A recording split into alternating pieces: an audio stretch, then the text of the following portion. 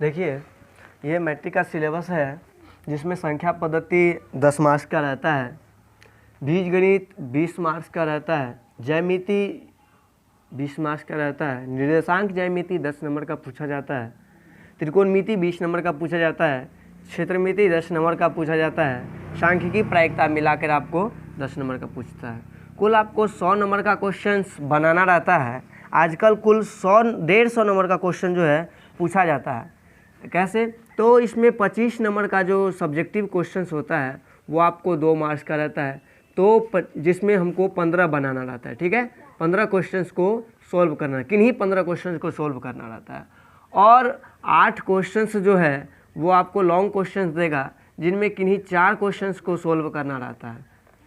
और 60 ऑब्जेक्टिव देगा, जिसमें किन्हीं 50 ऑब्जेक्टिव को आपको सॉल्व करना रहता है। तो इस तरह से ये सिलेबस हो गया मैट्रिक का। अब हम लोग पहला चैप्टर जो पढ़ेंगे संख्या पद्धति नंबर सिस्टम पढ़ेंगे, उसके बाद देखते हैं कौन सा चैप्टर होता है। ठीक है,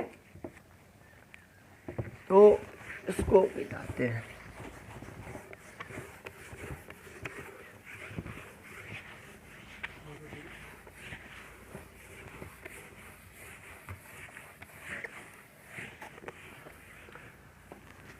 अब देखिए, पहला चैप्टर जो है संख्या पद्धति। संख्या पद्धति में इसको नंबर सिस्टम बोलते हैं अंग्रेजी में, नंबर सिस्टम। जो 15 मार्क्स का क्वेश्चन रहता है, बनाना आपको 10 नंबर का रहता है, यानी कि 15 मार्क्स का जितना बना सके बना सकते हैं, सॉरी इसमें बनाना नहीं, यानी कि पूछा जाता है। अब चलिए, उसमें सबसे पहले हम लोग कुछ संख्या के बारे में जानेंगे। जैसे पहली संख्या जो होता है वो है प्राकृत संख्या, ठीक, जिसको हम लोग अंग्रेजी में नेचुरल नंबर बोलते हैं, नेचुरल संख्याएं, नेचुरल नंबर्स। अब इसकी डिफिनीशन क्या है? तो जितना भी काउंटेबल नंबर होता है, जहाँ से काउंटिंग स्टार्ट होती है, यानी कि हम लोग मोटा मोटी गिनती की संख्या को हम लोग गिनती की संख्या को प्राकृत संख्या कहते हैं, संख्याएं कहते हैं। ठीक है, अब जैसे में गिनती स्टार्ट, जैसे 1 2 3 4, इसी तरह से 5 6 करके, ये सारे के सारे जो है वो प्राकृतिक संख्या के अंतर्गत आते हैं। अब दूसरी संख्या जो होता है वो है पूर्ण संख्या। पूर्ण संख्या अंग्रेजी में इसको होल नंबर बोलते हैं, होल नंबर्स।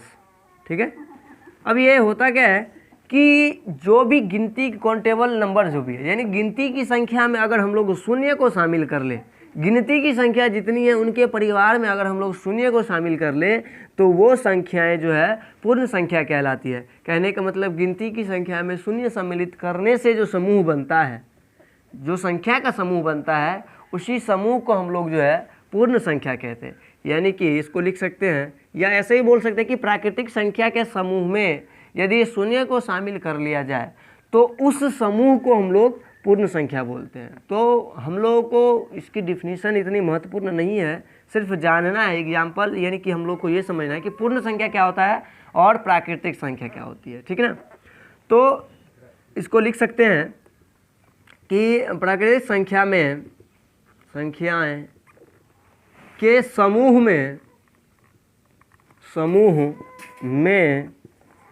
शून्य को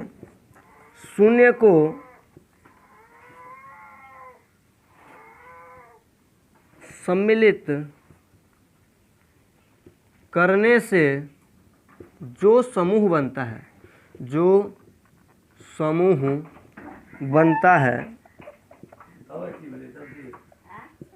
उस समूह को पूर्ण संख्या कहते हैं। ठीक है,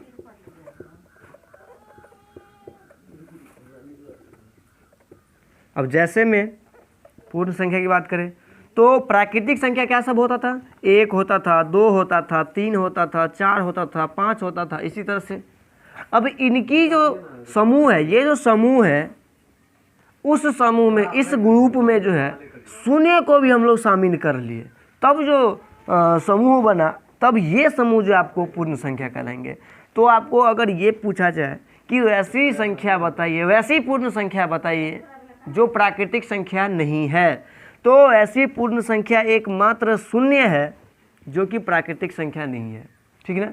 तो इन दोनों के बीच का डिफरेंस जो है ये आपको शून्य क्रिएट करता है, ठीक है।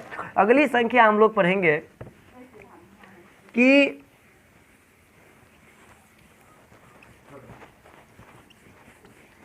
अभाज्य संख्या। अगली संख्या है अभाज्य संख्या, इनको भी पढ़ते हैं।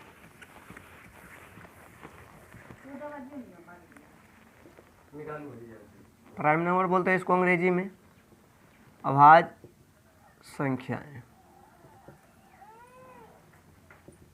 प्राइम नंबर इसको अंग्रेजी में बोलते हैं।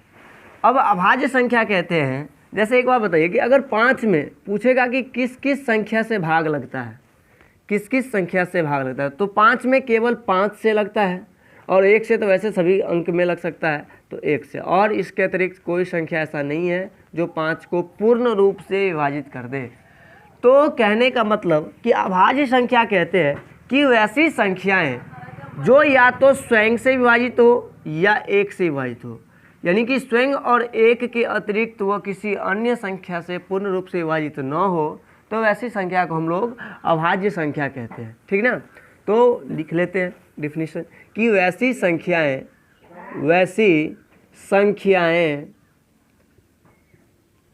जो 1 एवं शून्य के अतिरिक्त, 1 एवं स्वयं के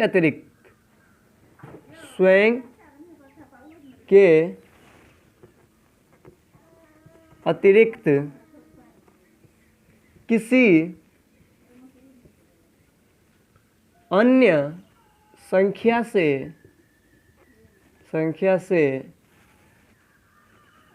विभाजित कहने का मतलब ये नहीं कि अब 5 में 2 से लगा दिए तो ये फैक्टर, ये जो है डेसिमल में आ गया। विभाजित का मतलब होता है कि पूर्ण रूप से विभाजित, ठीक ना। विभाजित का मतलब लो पूर्ण रूप से, यानी कि पूरा पूरा कट जाए ऐसा। तो वैसी संख्या जो 1 एवं स्वयं के अतिरिक्त किसी अन्य संख्या से विभाजित न हो, तो उस संख्या को हम लोग कौन सी संख्या कहेंगे? अभाज्य संख्या कहेंगे। जैसे में 2 हो गया, 3 हो गया, 5 हो गया, 7 हो गया, 11 हो गया, इसी तरह से। अब देखिए क्वेश्चन यहाँ पर यह भी पूछता है कि सबसे छोटी अभाज्य संख्या कौन है। तो आप बताइए कि सबसे छोटी ऐसा, अब एक अभाज्य संख्या नहीं है, ठीक ना। तो 2 एकमात्र ऐसी अभाज्य संख्या है जो सबसे छोटी संख्या, छोटी अभाज्य संख्या है, ठीक ना। तो स्टार लगा के लिख लेते हैं कि सबसे छोटी अभाज्य संख्या, सबसे छोटी अभाज्य संख्याएं जो है, संख्या जो है वो क्या है? तो वो 2 है, ठीक ना। अब चलिए अभाज्य को जान लिए, अब हम लोग इनके जो विपरीत संख्या होता है भाज्य संख्या, उनको जानते हैं। भाज्य संख्या, ठीक है। भाज्य संख्या क्या होता है? तो भाज्य संख्या होता है, इसके जस्ट उल्टा होता है कि वैसी संख्या जो 1 और स्वयं के अतिरिक्त किसी अन्य संख्याएं से भी विभाजित हो सकते हैं, ठीक है ना। जैसे अगर 4 को देखें हम लोग, तो 4 में 4 से तो भाग लगेगा ही लगेगा, 1 से भी लगेगा, लेकिन 4 और 1 के अतिरिक्त अन्य संख्या, जैसे अगर हम लोग 2 से देखें तो 2 से ये विभाज्य हो जाता है। तो कहने का मतलब कि 1 और स्वयं के अलावा ये 2 ऐसी संख्या है जो 4 को विभाजित करती है। तो इसीलिए 4 जो है यहाँ पर भाज्य संख्या हो जाएगा। तो भाज्य संख्या का डिफिनीशन हुआ कि वैसी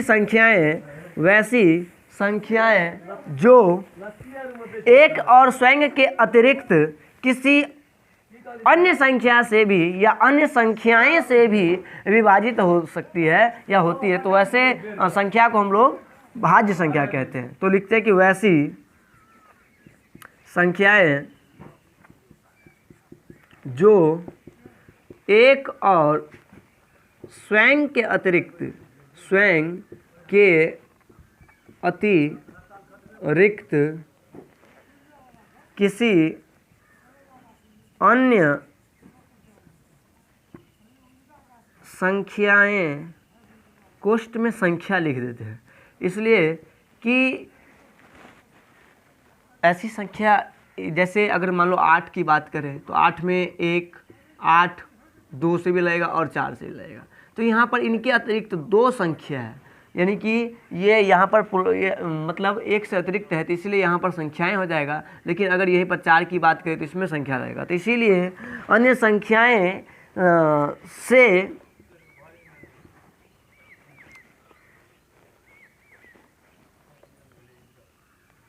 से भी विभाजित हो, तो ऐसी संख्या को हम लोग कौन सी संख्या कहेंगे? अभाज्य संख्या। जैसे जैसे देखिए 2 अभाज्य संख्या हो गया, 3 अभाज्य संख्या हो गया, तो इन बीच में जो है ये 4 एकमात्र ऐसा संख्या है जो भाज्य संख्या है। 4 है, 6 है, 8 है, 9 है, 10 है, 12 है, इसी तरह से। अब यहाँ पर क्वेश्चन ये भी आएगा कि सबसे छोटी भाज्य संख्या, तो सबसे छोटी जो है, सबसे छोटी भाज्य संख्या क्या हो गया? सबसे छोटी भाज्य संख्या जो है आपको 4 है। सबसे छोटी अभाज्य संख्या 2 है और सबसे छोटी भाज्य संख्या 4 है। क्वेश्चन ये आया था कि सबसे छोटी अभाज्य एवं सबसे छोटी भाज्य संख्या का गुणनफल क्या होगा? तो सबसे छोटी भाज्य क्या है? 4 है और सबसे छोटी अभाज्य क्या है? 2 है। इन दोनों का गुणनफल तो कितना हो जाएगा? 8 हो जाएगा। यही आपका आंसर हो जाएगा। तो इस तरह से आपको, तो ये डायरेक्ट ऑब्जेक्टिव में भी आएंगे, डायरेक्ट ऑब्जेक्टिव में कि क्या है, और इस तरह से थोड़ा उसको घुमा कर भी सवाल आ सकता है। ठीक है। अब हम लोग जो बचपन में पढ़े थे फार्मूला कि भाज्य बराबर भाजक गुना भागफल जोड़ शेषफल या शेष, तो इन फार्मूला को हम लोग आज इन पर अप्लाई यानी एप्लीकेशन इस पर सीखेंगे। ठीक है। चलिए, फार्मूला होता है कि भाज्य बराबर भाजक गुना भागफल जोड़ शेष। अब देखिए, अगर हम लोग 8 में 5 से भाग दें, तो अगर हम लोग 8 में 5 से भाग दें तो 5 का 5 लगेगा, घटाएंगे तो 3। तो यानी कि जिससे भाग देंगे ना वो भाजक होता है, जिससे भाग देंगे वो भाजक होता है, और जिसमें भाग देंगे वो क्या होता है? भाज्य होता है। जिससे भाग देंगे वो भाजक होता है, जिसमें भाग देंगे वो भाज्य होता है, और भाग देने के उपरांत जो बचता है उसको शेष कहते हैं। और जितना मर्तबा लगता है भाजक से भाज्य में उसको हम लोग भागफल कहते हैं। ठीक ना, उसको हम लोग क्या कहते हैं? भागफल। अब देखिए, इस फार्मूला को साबित करने के लिए उसको हमको लिखना आना चाहिए। ये जो इस तरह का जो है उसको हम लोग को लाइन में लिखना आना चाहिए। तो भाज्य कितना है? 8, यानी कि ये भाग दे दिए। अब यहाँ पर हमको लिखना है कि 8 बराबर क्या लिखेंगे? तो 5, यानी कि भाजक गुना भागफल, 5 गुना 1 प्लस ये आपको 3। अगर ये लिखना आ गया तो आपको पहला जो चैप्टर होता है वो भी आ जाएगा। ठीक है ना। तो ये फार्मूला होता है, ये आप लोग नोट कर लीजिए कि भाज्य बराबर भाजक गुना भागफल जोड़ शेष। अब भाजक क्या है? तो जिससे भाग देंगे किसी संख्या में, जिस संख्या से भाग देते हैं तो उस संख्या को हम लोग क्या कहते हैं? भाजक कहते हैं। किसी संख्या में यानी कि जिस संख्या में किसी संख्या से भाग देंगे उस संख्या को हम लोग भाज्य कहते हैं। भाजक यानी कि भाग के उपरांत जो बचता है उसको हम लोग शेष कहते हैं। और इसको जो है आपको जो जितने मर्तबा लगेगा उसको क्या कहते हैं? भागफल कहते हैं। तो इस तरह से आपको भाज्य बराबर भाजक गुना भागफल जोड़ शेष, ये फार्मूला आपको आना चाहिए। और इसी पर हम लोग का पहला चैप्टर का एप्लीकेशन इसी पर है। अब इनसे रिलेटेड यूक्लिड साहब ने इसी को एक फार्मूला के तहत मतलब दिया है। क्या कहा है ये देखिए कि यूक्लिड का विभाजन एल्गोरिथम। अब सबसे पहले एल्गोरिथम क्या होता है? तो जिस संख्या को हमको साबित करना रहता है वो क्या होता है? आपको एल्गोरिथम कहलाता है। चलिए देखिए, ये यूक्लिड साहब का है कि यदि ए और बी दो धनात्मक संख्या हो, धनात्मक का मतलब क्या होता है कि पॉजिटिव प्लस में, जैसे 3 4 3 5 7 इस तरह का धनात्मक पूर्ण संख्या हो, ठीक ना। जैसे ऋणात्मक पूर्ण संख्या की बात करें तो ऋणात्मक पूर्ण संख्या 3 हो गया, इसमें ऋणात्मक, ये आपको ऋणात्मक हो गया, लेकिन धनात्मक यानी पॉजिटिव में होना चाहिए। तो ए और दो धनात्मक पूर्ण संख्या हो और जब, और यहाँ पर आपको ए बड़ा है बी से, कंडीशन में ये भी है कि ए बी से बड़ा है, तब जो ए में जो बी से भाग देंगे, ठीक है, तो ए बराबर आपका बी क्यू प्लस आर, जहाँ अब देखिए ए में हम लोग बी से भाग दिए, क्यू मर्तबा लगा, ये जोड़ है, शेष है, ये क्यू मर्तबा लगा और घटाने के उपरांत जो है आपको आर शेष बचा, ठीक है, आर शेष बचा। तो ये शेष हुआ, तो ये आपको अब देखिए कि ये जो भाजक है, ये भाजक हो गया, तो ये जो भाजक है और ये जो शेष है, इन दोनों में ये कंडीशन है कि अब देखिए शेष कब, या तो शेष शून्य हो सकता है, या तो शेष शून्य होगा, या शून्य से बड़ा होता है, लेकिन इनसे छोटा ही रहेगा, इनसे छोटा ही रहेगा, या तो शून्य भी हो सकता है, शून्य से बड़ा हो सकता है, लेकिन हमेशा बी से छोटा होगा, ये कंडीशन। तो इसी एल्गोरिदम को हम लोग क्या कहते हैं, यूक्लिड का भाग लेमा कहते हैं, भाग एल्गोरिदम कहते हैं, ठीक है ना। अब इस पर रिलेटेड यानी कि क्या है कि ए बराबर बी क्यू प्लस आर। अब देखिए कि अब हम लोग एक बात को नोट करेंगे, क्या कि इसको लिख लीजिए, ये यूक्लिड दिया है,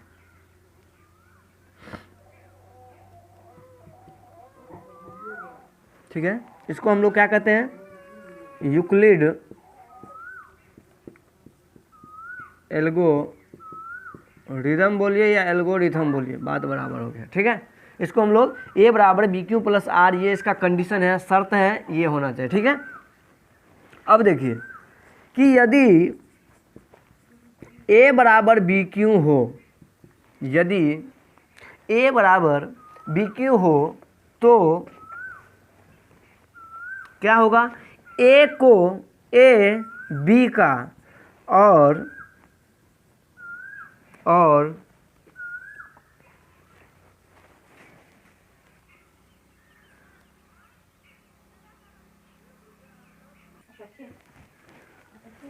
यानी कि यदि ए बराबर बी क्यू हो तो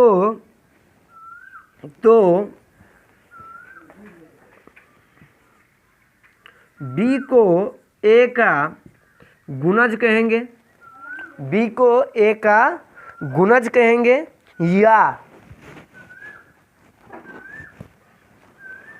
गुणज कहेंगे, गुणज, इसको अपवर्त भी बोलते हैं, ठीक ना। और ए को बी का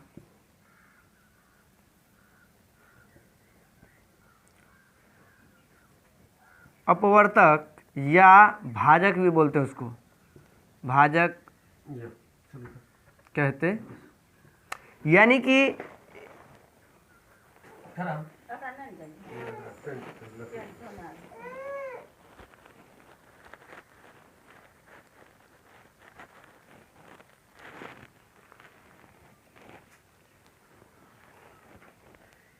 ये भाज्य हो गया, ये भाजक हो गया। तो बी को यहाँ पर ए को जो है बी का गुणज या अपवर्त्य बोलेंगे और बी को भाजक न बोलेंगे, बी को, यहाँ बी भाजक है ना बी, तो बी को क्या बोलेंगे, बी को ए का अपवर्त्य या भाजक बोलेंगे, डिवाइजर, ठीक है ना। ये मल्टीपल हो गया और ये डिवाइजर हो गया। अब देखो यहाँ पर ये बातें समझ में आना चाहिए। अगर देखिए यहाँ पर अगर समझ में नहीं आया हो तो अगर मान लीजिए कि m बराबर np है तो m को बोलेंगे गुणज और n को बोलेंगे भाजक, ठीक ना। अब इनको अपवर्त, गुणज को अपवर्त्य भी कह सकते हैं और इनको क्या कहते हैं, अपवर्तक कहते हैं, ठीक है। तो ये बात आपको याद रखनी है कि यदि a बराबर बी क्यू हो तो a को b का क्या, यानी a को क्या कहेंगे, गुणज कहेंगे या अपवर्तक कहेंगे, और b को अपवर्तक या भाजक कहेंगे। ठीक है, चलिए। लेकिन अगर आपको ये दे दे कि b बराबर a क्यों हो तो b को क्या बोलेंगे, b को अपवर्तक बोलेंगे या गुणज बोलेंगे, और a को जो है आपको भाजक या अपवर्तक बोलेंगे। ठीक ना। चलिए अब हम लोग आगे बढ़ते हैं कि कैसे हम लोग यूक्लिड विभाजन एल्गोरिदम से दो संख्याओं का मौसो। ठीक है, अब देखिए दो चीज़, एक लॉसो होता है ना, और एक मौसो होता है। बड़ी से बड़ी संख्या निकालना हो तो उसको मौसो बोलते हैं, और छोटी छोटी संख्या निकालना हो तो उसको लॉसो बोलते हैं। यानी कि मौसो महत्तम समावर्तक, ठीक ना, मौसो को हम लोग महत्तम समावर्तक भी बोलते हैं, और इसको HCF हाईएस्ट कॉमन फैक्टर, इसको अंग्रेजी में बोलते हैं highest common factor, highest common factor भी बोलते हैं इसको। ठीक ना, तो HCF हम लोग HCF करके बात करेंगे। ठीक है, तो यूक्लिड ये कहा है कि यदि दो धनात्मक पूर्ण संख्या हो, ठीक ना, तो उन संख्याओं का मौसो जो है निकालने का एक तरीका बताया ये, और यही तरीका हम लोग आज सीखेंगे। यूक्लिड बोला कि दो, यानी कि यूक्लिड ये जो एल्गोरिदम, ये जो यूक्लिड साहब दिया कि a बराबर बी क्यू प्लस आर, इस एल्गोरिदम से दो संख्याओं का मौसो निकाला जाता है। इस एल्गोरिदम से दो संख्याओं का मौसो ही निकाला जाता है और लॉसो नहीं। तो यूक्लिड विभाजन एल्गोरिदम से, यानी कि हम लोग इसको स्टार लगा के लिख सकते हैं कि यूक्लिड विभाजन एल्गोरिदम से दो संख्याओं का केवल मौसो, यानी कि HCF मौसो ज्ञात किया जाता है। ये ऑब्जेक्टिव में आ चुका है कि यूक्लिड विभाजन एल्गोरिदम से दो संख्याओं का क्या ज्ञात किया जा सकता है, तो मौसो ज्ञात किया है, लॉसो नहीं, मौसो ही ज्ञात किया जा सकता है। अब हम लोग कैसे ज्ञात करेंगे ये आज हम लोग सीखेंगे कि दो संख्याओं का मौसो हम लोग किस तरह से ज्ञात करेंगे।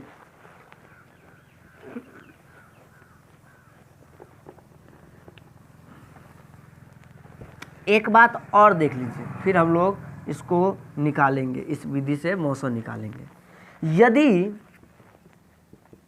यदि a बराबर बी क्यू प्लस आर है, जहाँ पर जो है, जहाँ r का वैल्यू जो है ये b से छोटा होगा और या तो 0 होगा या 0 से बड़ा होगा, ये कंडीशन दिया है।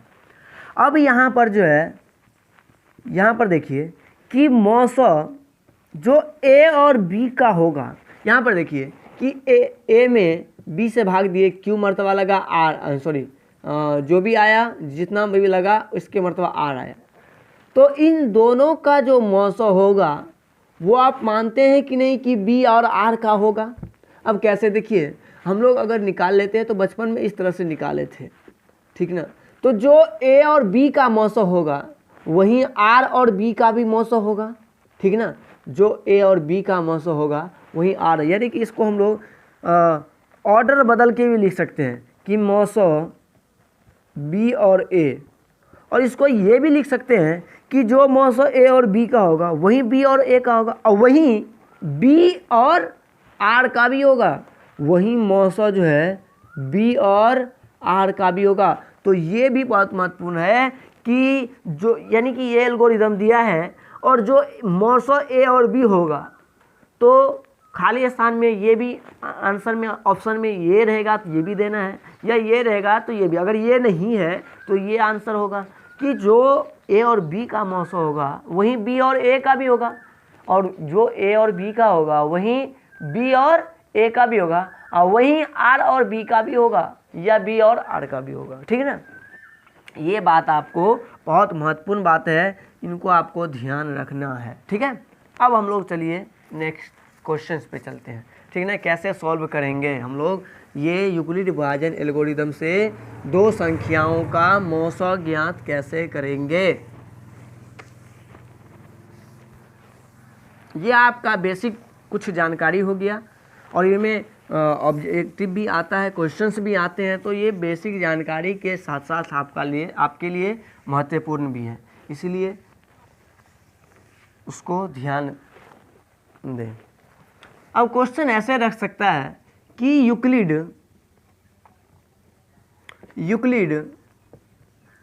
विभाजन एल्गोरिदम से 45 और 12 का मौसा ज्ञात करें, ठीक ना। अभी हम लोग को क्वेश्चन कैसे बनाएंगे यूक्लिड विभाजन एल्गोरिदम से, ये क्वेश्चन बार बार आते हैं, हर एक साल समझिए आते हैं, 2 क्वेश्चंस आता है, एक ऑब्जेक्टिव में सब्जेक्टिव में, लेकिन आएगा जरूर इस तरह का क्वेश्चन। यूक्लिड विभाजन एल्गोरिदम से आपको जरूर क्वेश्चंस आएंगे, ठीक ना। तो दो संख्याओं का हम लोग को सीखना है, ये नहीं यही क्वेश्चन आएंगे, सीखना है कि दो संख्याओं का मौसा कैसे निकालते हैं यूक्लिड विभाजन से। अब देखिए कि यहाँ पर हम लोग को यूक्लिड विभाजन क्या है, कि यूक्लिड विभाजन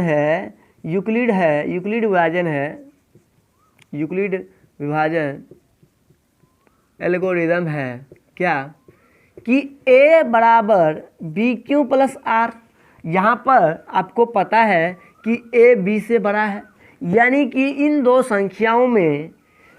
संख्याओं में क्या दिया है कि a कितना दिया है, a बड़ा 12 और 45 में बड़ा 12 है, तो a आपको 45 बड़ा 45 है, तो a आपको 45 हो जाएगा और b आपको 12 हो जाएगा। कुछ नहीं करना है, रफ के कॉर्नर पे जाएंगे, रफ पेज पे जाएंगे और 45 जैसे हम लोग बचपन में निकालते थे वैसे ही निकालेंगे, 12 तिया 36, ठीक ना। इसको घटाएंगे तो 9 आएगा, ठीक ना। अब इसको हम पहले ही बता चुके कि इसको इस पद्धति को, इस सिस्टम को हमको एक लाइन में लिखना है, ठीक ना। तो लाइन में लिखने के लिए भाज्य बराबर भाजक गुना भागफल, यही इसी पे हमको बैठाना है। तो 45 बराबर क्या लिखेंगे, देखिए इनको लेंगे, ये दोनों ऐसे लेकिन गुना के साथ, यानी कि 12 गुना 3, अब क्या ऐसे आ जाएंगे, लेकिन इसको जोड़ के साथ, जोड़ कितना 9। अब क्या करते हैं, तो ऐसे 9 से भाग देंगे किस में, 12 में, 9 एकान 9, 3 हो गया। तो इसको लिख सकते हैं कि 12 बराबर 9 गुना 1 प्लस 3। अब क्या करेंगे, तो 3 से 9 में भाग देंगे, तो 3 तिया 9, ये शून्य आ गया, देखिए। तो इसको लिख सकते हैं, अब क्या करेंगे, तो 9 को क्या लिखेंगे, 9 को जो बीच में होगा उसको यहाँ पर लिखेंगे बराबर 3 और 3, यानी कि 3 और 3 को गुना में प्लस यहाँ पर शून्य। अब देखिए तब तक ये प्रक्रिया तब तक करते जाएंगे, तब तक नहीं छोड़ेंगे जब तक कि हमारा शेष फल शून्य ना आ जाए, ठीक है। तो यहाँ पर चूँकि r बराबर 0 हो गया, इसीलिए चूँकि यहाँ r बराबर 0 हो गया, इसीलिए कौन सी संख्या दिया हुआ है कि 45 और 12 का मौसा आपको कितना हो जाएगा, तो इधर का जो संख्या होता है 3, यानी कि यहाँ पर भी देखिए कि जो दोनों, यानी ये 9 यहाँ है, यहाँ भी है, ये 3 यहाँ, तो ये 3 आपका आंसर हो जाएगा, ठीक है। चलिए अब हम लोग दूसरा सवाल को देखते हैं, चलिए इसको नोट कर लीजिए।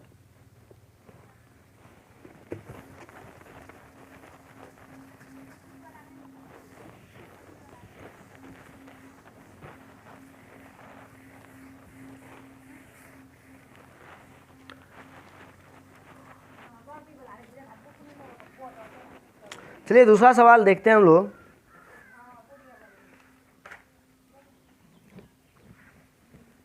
कि यूक्लिड विभाजन एल्गोरिदम से 867 और 255, यह आपका एक महत्वपूर्ण क्वेश्चंस में गिने जाते हैं, यही क्वेश्चंस आपको पूछ सकता है, ठीक ना। तो याद रखिएगा। अभी यहाँ पर यूक्लिड विभाजन एल्गोरिदम क्या है, यूक्लिड विभाजन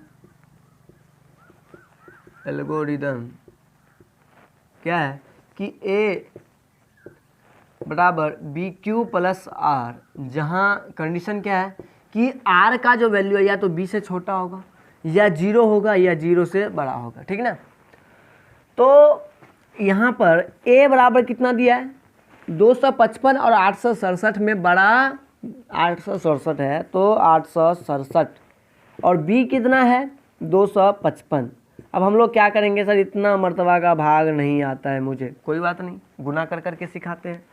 867, देखिए बोर्ड में इतना बड़ा डाटा नहीं दे सकता है, ठीक ना, जिससे आप लोगों को तकलीफ हो, लेकिन ऐसे सवाल को हम लोग 2-4 बार प्रैक्टिस करेंगे तो अपने ध्यान में आएगा कि 2 बार में लगाना है या 3 बार में लगाना है, तो इसको हम लोग को ध्यान रखना है। 255 अब कैसे करेंगे, चूँकि ये 800 कुछ है, 850 के ज़्यादा है, ये 250 के करीब है, तो इसमें क्या करते हैं हम लोग कि ये तो ज़रूर है कि 1 से ज़्यादा लगेगा, इसको क्या करते हैं 255 को 2 से गुना करते हैं, तो 5 दूनी 10 हासिल 1, 5 दूनी 10 1 11, 1 2 दूनी 4 1 5, ठीक है, ये थोड़ा कम लग रहा है, 800 से बहुत कम लग रहा है। अब इसको 3 मरतबा गुना करते हैं, 255 को 3 से गुना कीजिए, 5 तिया 15 5 1 5 तिया 15 1 16 1 3 दूनी 6 1 7, ये लग सकता है। इनसे ज़्यादा 4 मरतबा लगाएंगे तो नहीं लगेगा, ठीक ना, नहीं लगेगा। तो इसको 3 से जो लगाएंगे तो आपको 765 आ गया। अब यहाँ पर घटाएंगे तो 7 में से 5 गया तो 2, 6 में से 6 गया 0 और 8 में से 7 गया 102, यानी कि इसको क्या लिख सकते हैं, क्या बीच में क्या लिखेंगे 867 लिखेंगे बराबर 255 और 3, 255 और 3 को गुणा करके जोड़ क्या 102। अब क्या करेंगे तो 102 से भाग देंगे किस में, इसमें 255 में, ऐसे बचपन में करते थे हम लोग, तो यहाँ पर क्या लिखेंगे 255। अब 102 दूनी 204, 204 अब घटा लीजिए तो 5 में से 4 गया तो 1, 5 में से 0 गया तो 5, ठीक ना, ये 2 में से 2 गया तो आपको 0 हो जाएगा। तो क्या इसको क्या इसको पहले लिख लीजिए लाइन में, इसको क्या लिख सकते हैं 102 और यहाँ पर 2 और गुना, इन दोनों को गुना करके लिखेंगे और इनको शेष में जोड़ देंगे 51। अब देखिए क्या करेंगे तो अब 51 से भाग देंगे 102 में, तो 102 को यहाँ पर लिखेंगे। अब 51 दूना कितने होते हैं, 51 दूनी 2 दूनी यानी कि 2 1 2 5 दूनी 10, ये हो गया काम ख़त्म। यानी कि 51 गुना 2 प्लस यहाँ पर अब 0 हो जाएगा शेष। अब लिखेंगे चूँकि यहाँ पर जो है आपको r का वैल्यू 0 आ गया, r का वैल्यू 0 आ गया, इसीलिए 900 यानी कि HCF जो है आपको 867 और 255 का कितना आ जाएगा, कितना आ जाएगा, यही 51 होगा ना, दोनों में रिपीट कर रहा है 51, ये हो जाएगा आपका आंसर। अब इसी तरह से एक क्वेश्चन और दिखाते हैं हम, फिर हम लोग बनाएंगे आगे चलेंगे।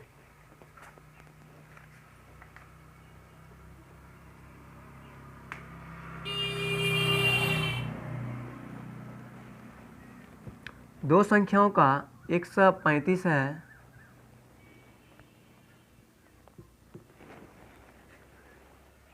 और 225 है। चलिए क्वेश्चन लिखिए।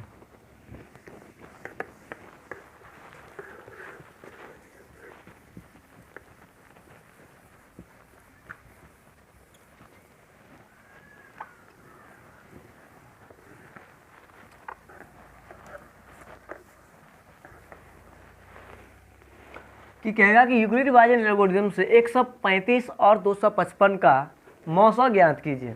तो कैसे करेंगे, यहाँ पर कि यूक्लिड विभाजन एल्गोरिथम पहले लिख लेंगे,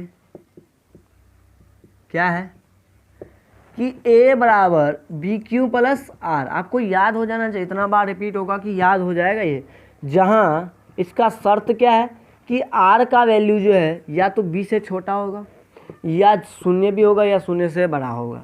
अब यहाँ पर देखिए a बराबर, दोनों में बड़ा कौन है 225, ठीक ना, और b छोटा होता है तो छोटा क्या है 135। अब क्या करेंगे सर, तो 225 में 135 से भाग देंगे, एक मरतबा यानी कि 135 दूनी, देखिए 135 दूनी कितना हो जाएगा, 5 दूनी 10, 1 हासिल हो जाएगा, 3 दूनी 6, 1 7 हो जाएगा, और 2 दूनी 4, 2 1 2 और 1 सॉरी 2 1 2, 270 हो गए। लेकिन यहाँ पर हमको 225 ही है, नहीं लगेगा, एक मरतबा लगाएंगे तो 135 घटाएंगे तो कितना हो जाएगा, 0, ये आपको हो जाएगा 90, ठीक ना। इसको क्या लिखेंगे, पहले इसको लिख लीजिए, 225 बराबर 135 और 1 को मल्टीप्लाई करके लिखेंगे और धन कितना 90। अब क्या करेंगे, 90 से भाग देंगे किस में, 135 में, तो 90 का 90 भी लगेगा, ठीक ना। इसको घटाएंगे तो कितना आ जाएगा, 45 आ जाएगा। तो इसको भी लिख लीजिए पहले कि 135 को क्या लिखेंगे कि 90 गुना 1 प्लस 45। अब 45 से भाग देंगे किस में, 90 में, तो 45 दूनी 90 होता है, ठीक ना, 0 हो गया। तो 90 को क्या लिखेंगे अब हम लोग कि 45 गुना 2, 45 दूनी 90 प्लस 0। अब यहाँ पर देखिए 90 को क्या लिखेंगे, 45 गुना 2 प्लस 0। अब यहाँ पर ये शेष हो गया, शेषफल कितना हो गया, यानी कि r का वैल्यू 0 है, इसीलिए मौसो जो आपको किसको किसको निकालने के लिए बोला गया था, 135 का और 225 का, कितना आ गया आपको 45। देखिए यहाँ पर ये जो है 45, यहाँ भी आप देख सकते हैं 45, ठीक है।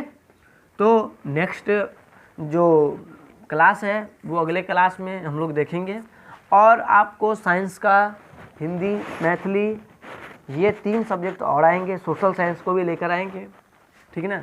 तो आगे की बात हम लोग अगले क्लास में करेंगे, यानी अगले वीडियो में करेंगे, ठीक है, बाय।